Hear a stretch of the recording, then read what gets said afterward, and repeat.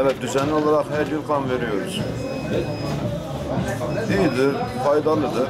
Muş Kızılay Kan Bağış Merkezi olarak ilk Vartır organizasyonlarını Muş'ta düzenlemeye başladık. İlk Vartır organizasyonunu 10 gün olarak planladık. İlk 2 gününü Malazgirt'te, daha sonraki 2 gününü Bulanık'ta, arkasından 1 gün Hasköy ve 4 gün Muş merkez olmak üzere toplam 10 gün planladık.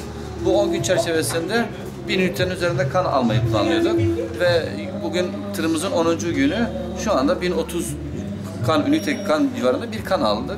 Muş Kan Bağış Merkezi olarak bu seneki hedefimiz 8000 ünite kan almakta. Şu anda yılın yarısına doğru yaklaşıyoruz. Bu çerçevede bu sene bu kotamızı dolduracağımızı, 8000 ünite alacağımızı tahmin ediyoruz. Ama önümüzde daha çok yol var. Muş olarak 10.500 tane kan almamız gerekiyor. 18 yaş üzerinde olan, 18-60 yaş arasında olan sağlıklı bütün herkese kan bağışına davet ediyoruz. Genel olarak şunu gördük, eğitim seviyesi arttıkça insanların kan bağışına olan ilgileri artıyor. Gelişmiş ülkelerde, Amerika'da, Avrupa'da eğitim seviyesi yüksek olduğu için çok daha fazla kan veriyor. Muş'ta güvenlik gerekçesiyle bazı yerlerde düzenli ekipler düzenlenemediği için kan bağışında sıkıntılar vardı.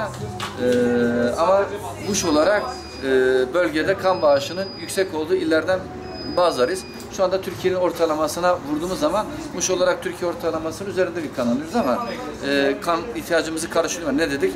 Muş olarak 10.500 tane kan alırsak o zaman kan ihtiyacımızı karşılayan bir şehir olacağız. Şu anda tır ortalamamız 100 civarında bir kan alıyoruz. Son 3 sene üstte veriyoruz. Yani hem sünnet icabı olarak da kan veriyoruz. Sağlık olarak da gerçekten insan kendini daha hissediyor, daha zinde hissediyor. Kanın değişimi sayesinde daha da güzel söylüyoruz.